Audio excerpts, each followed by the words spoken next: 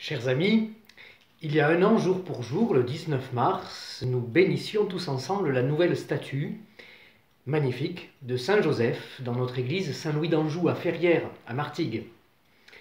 Cette année, pour fêter Saint Joseph, notre église, c'est notre maison, comme nous le disait hier le Père Michel. Souvent, vous savez, on invoque Saint Joseph pour trouver un toit, sans doute à cause de son métier de charpentier. Et nous voilà confinés sous nos toits.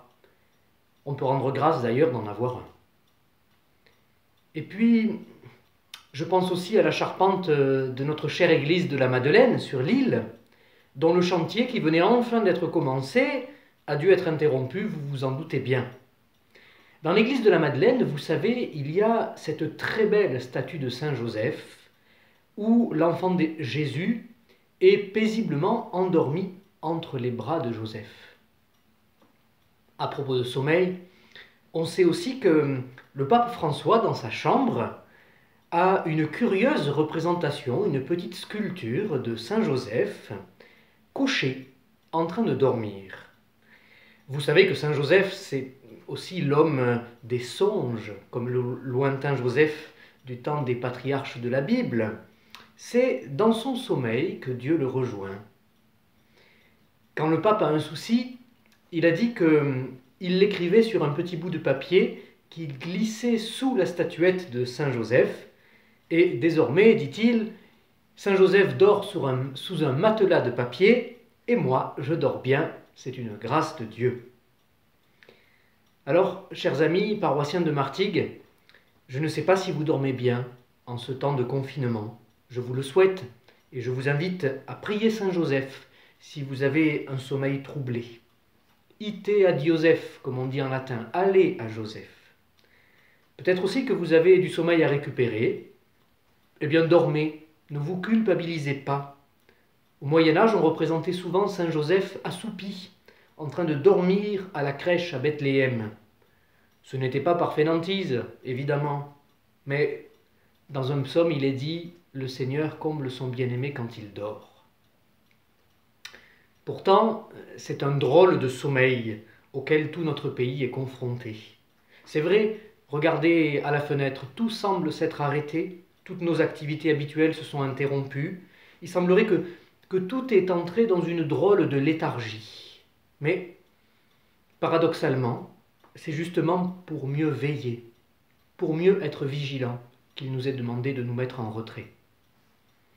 Ça me fait penser à cette phrase, si belle, de l'amoureuse du Cantique des Cantiques. Je dors, mais mon cœur veille.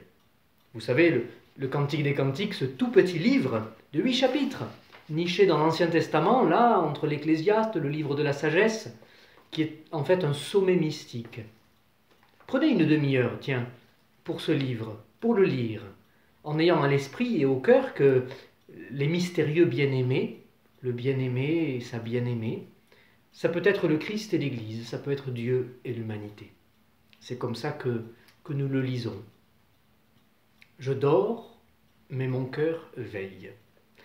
Voyez, c'est un sommeil amoureux, un sommeil de confiance, auquel peut-être Saint Joseph nous invite aussi.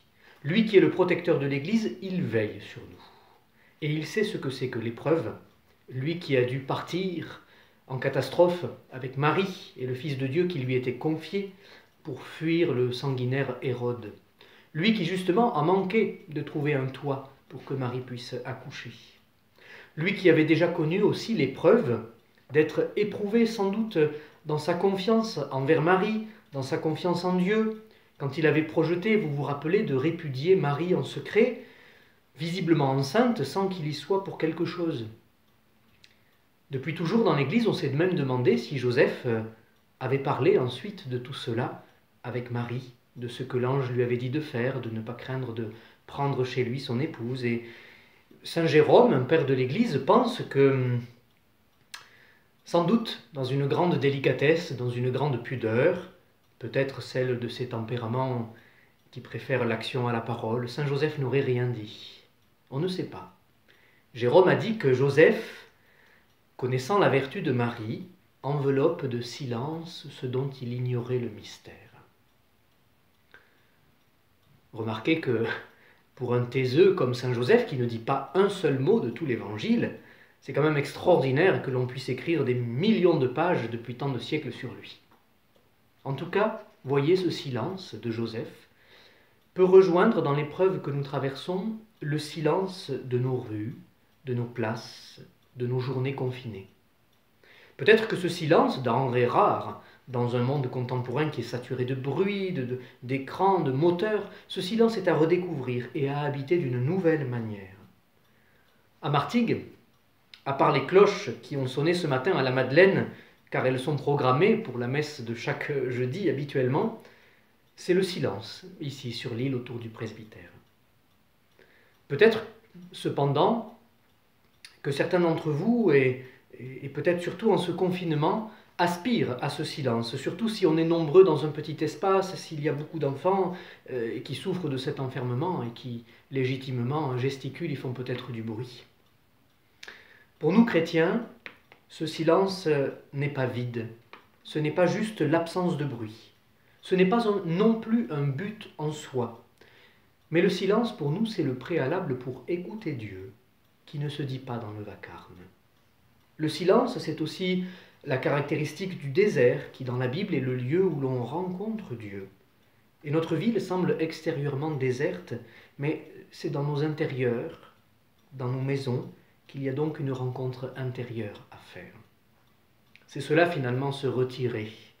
C'est cela peut-être aussi faire une retraite. D'habitude c'est plutôt dans une abbaye, un lieu à l'écart. Là c'est dans notre maison. On essaiera d'y revenir dans les prochains jours, c'est important. Mais pour l'heure, je vous propose de demander à saint Joseph, patron des familles, des pères de famille, patron des travailleurs, gardien de l'Église, patron de la bonne mort aussi, de prier pour nous, avec une prière composée par Monseigneur l'archevêque de Paris, qu'il nous invite à réciter aujourd'hui, chez vous, à la maison.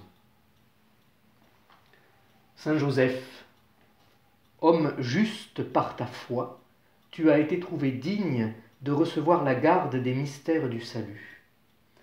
Toi qui as su prendre soin de la Vierge Marie et as écarté d'elle tout danger, tu t'es fait protecteur du Christ Seigneur, dans la vulnérabilité de son enfance.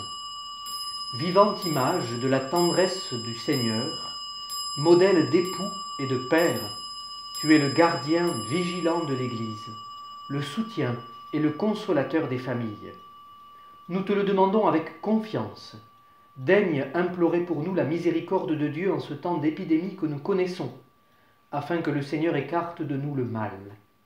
Intercède pour ceux qui sont morts, réconforte les malades, protège et inspire ceux qui les soignent. Accorde-nous de demeurer dans la confiance et la paix, et fais que nos cœurs ne se ferment pas aux besoins de nos frères, mais demeurent ouverts à la détresse des hommes, dans un amour de plus en plus sincère et fraternel. Saint Joseph, prie pour nous, garde-nous, protège-nous. Amen. Bonne fête de Saint Joseph à vous tous.